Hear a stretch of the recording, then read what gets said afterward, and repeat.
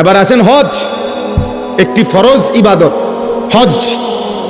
আল্লাহ নবী সাল্লাল্লাহু আলাইহি সাল্লাম বলেছেন,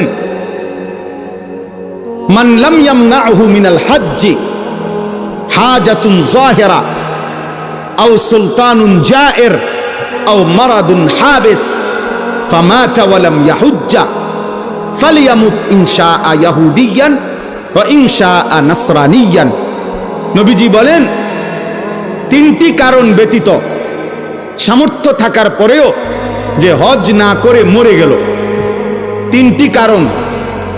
এক নম্বর কারণ হলো প্রকাশ্য এমন কোনো কারণ, এমন কোনো প্রয়োজন, যেই প্রয়োজনের কারণে কোনোভাবেই এই মুহূর্তে সে হজে যাইতে পারতেছে না, অথবা বাদশাহ রাষ্ট্রীয় কোনো আইন কানুনের কারণে সে যাইতে পারতেছে না, অথবা এমন প্রচন্ড অসুস্থ যে অসুস্থের কারণে যাইতে পারতেছে না।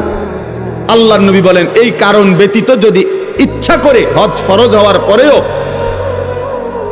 হজ না করে মৃত্যুবরণ করল, রাসূলুল্লাহ সাল্লাল্লাহু আলাইহি ওয়াসাল্লাম বলেন, ওই নাফরমান সে যেন ইহুদি হয়ে মরুক অথবা খ্রিস্টান হয়ে মরুক, আমি জানি না।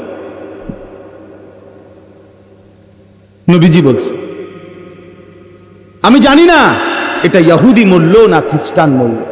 আহ, নবী যদি বলে এই কথা, তো সুপারিশ করবে কে? কথা বলেন না।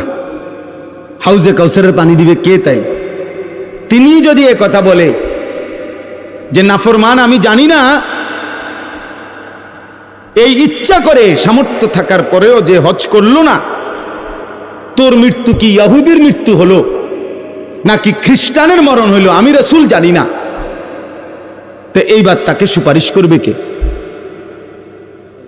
এবার তাকে হাউজে কাউসারের পানি দিবে কে? তার আর আশ্রয় কে? আখিরাতে হাসরের ময়দানে তার সহায় কে? আমাদের সমাজে লক্ষ লক্ষ মানুষের উপরে, কোটি কোটি মুসলমানের উপরে হজ ফরজ। প্রতি বছর কিছু মানুষ হজে যায়, এটা তো বিষয় না। একটি দেশের থেকে কিছু লোক হজে গেলেই হজ আদায় হয়, বিষয়টা এটা না। যত জনের উপরে মুসলমান হজ ফরজ, আপনার জন্য বাধ্যতামূলক হজ করতে হবে।